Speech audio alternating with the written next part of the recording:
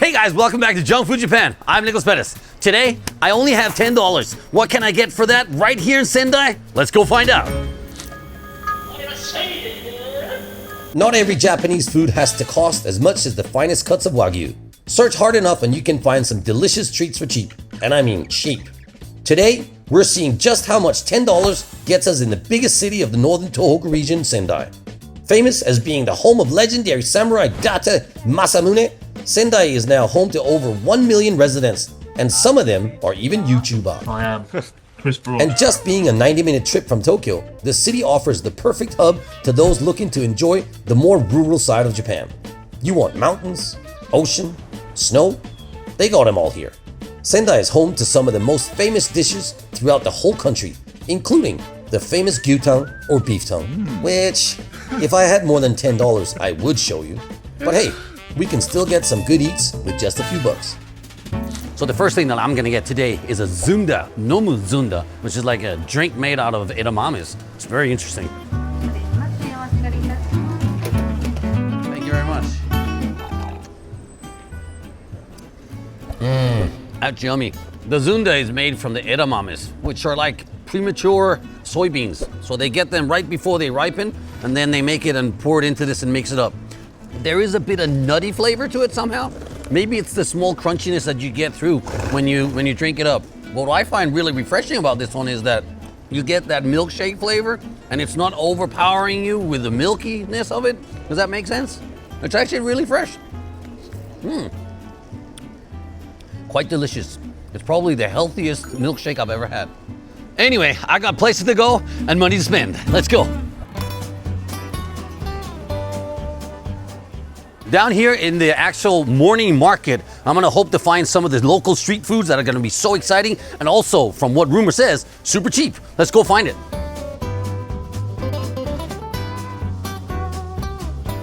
So this is the korokke, and actually here they got something really cool. They've got a jaga jaga korokke 一つください。今食べますか？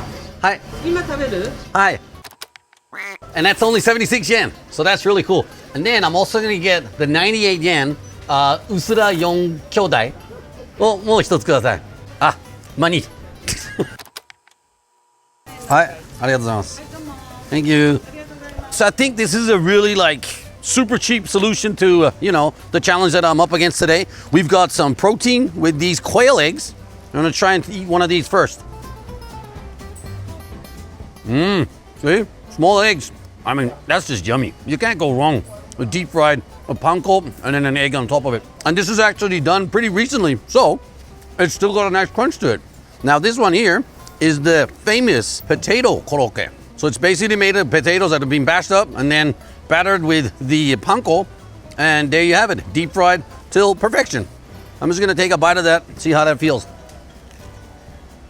Oh yeah, the potato's actually really sweet. The deep fried panko and the sweetness of the potato is that when you crunch into it, it actually just comes like a mixture in your mouth. And there's just something about the classic korokke in Japan. Everybody loves these.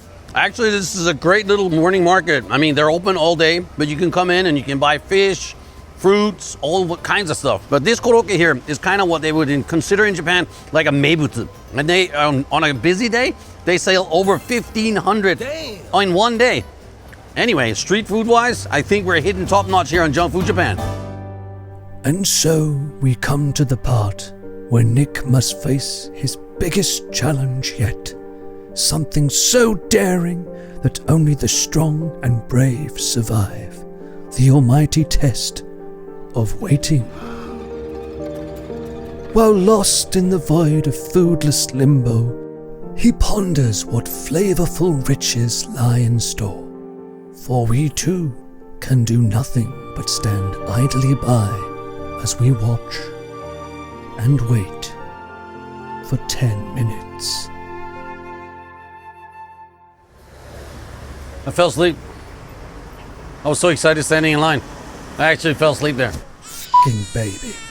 I would like to have two. One is the matcha green tea cream and the red bean paste. Oh, thank you very much. Great job. So for be careful, please. Yes, thank you. So this is actually a really popular street food, festival food here in Japan. Everybody loves these guys. Now they're made to look like a little fish, or a red bream as you call it. I chose this one because this is the one that I potentially like. Ooh, look at that, it's all gooey inside. Wow, this is the matcha cream, the green tea paste cream version of the Tai-Yaki. And it's actually really warm, like it just came off the grill.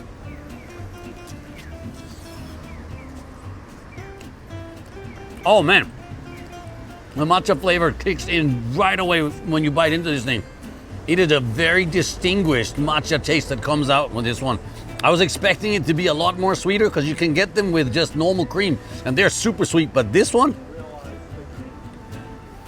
yeah, the texture is pretty nice, but it's really, really powerfully strong matcha taste. And so this is the Japanese anko. Wow, it's still smoking hot. Anko is actually quite, don't know, I think it's red bean paste, and it's super sweet. And that's why I'm not such a big fan of it, but I'll give it a try. Oh yeah, it's super sweet. Not sugary sweet at all, just like really sweet, almost sweet potato sweet kind of sweet. Man, and it's still warm, but the texture from biting into the actual Tai-Yaki makes it kind of, yeah, I mean, I could see why they're popular. It's just not my favorite go-to food for sure.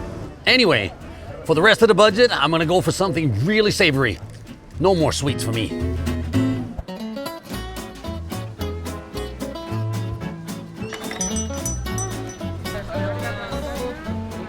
So guys, I gotta say, we came here yesterday just after lunchtime, and this is the oldest still running burger place in all of Japan, and they were sold out.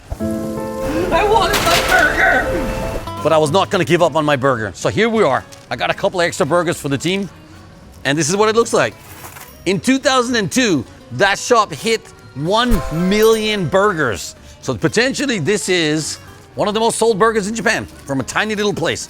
I'm gonna open up and we'll have a look inside. There it is, super simple. All it has is a bit of ketchup on it and a little beef patty. Now this is 100% beef is what it said on the thing. I would say you should always try and eat the burger exactly as the way it's been served and made for you, because that's what it was originally made to taste like. Here we go. Oh yeah, super simple. Nice meaty flavor. You got a bit of that ketchup coming in and opening up. Well, like I say, if it's not in your face, it doesn't belong in your mouth. It's not so much the flavor of the burger that really is interesting here. It's a part of history. You walk in there and it's totally show up. And this is really like taking a bite of history. Anyway, there's a fantastic another place that I gotta go to, which is still within the budget. So before I go, take a bite, tag along for the rest of the ride. Oh, wait, don't forget the burgers.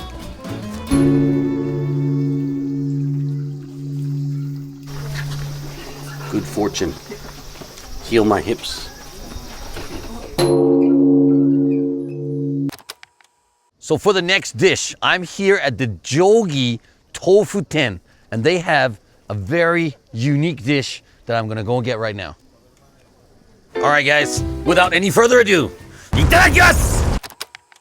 So this is actually tofu. I'm gonna chop it up so you can see. So it's just been like cooked in the hot oil, which they call the agetate.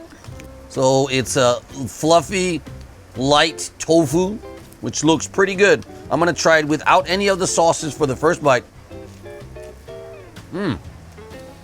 Okay, tofu that has been fried in oil, basically. The lady told me that this one here is a soy sauce with garlic in it, and I think that could be really yummy. So we're gonna try and put a little bit of that on there. Oh yeah, that's good. The garlic hits you straight away. A little bit of saltiness with the soy sauce there. I kind of like it. Let me just tear it apart, because I think with the fingers it's easier. And then we can try some of different flavors. For example, this one here is a jijimi, which is a 7-spice, I think it is, with chili and peppers and different things in it.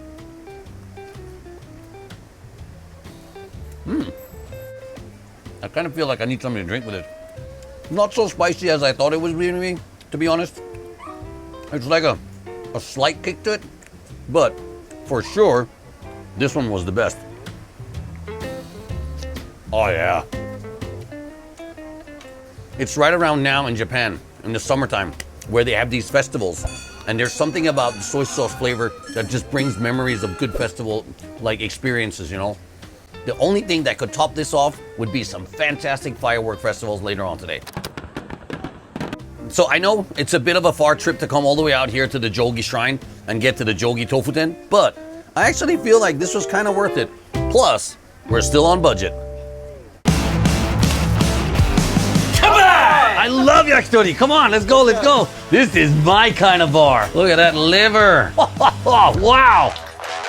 And that's it, guys. This is what $10 in Japan can get you. Let me know in the comments below if you want me to go out and do more $10 challenges. I mean, this was Sendai, but there's a whole country out there waiting for us. I'll see you in the next one.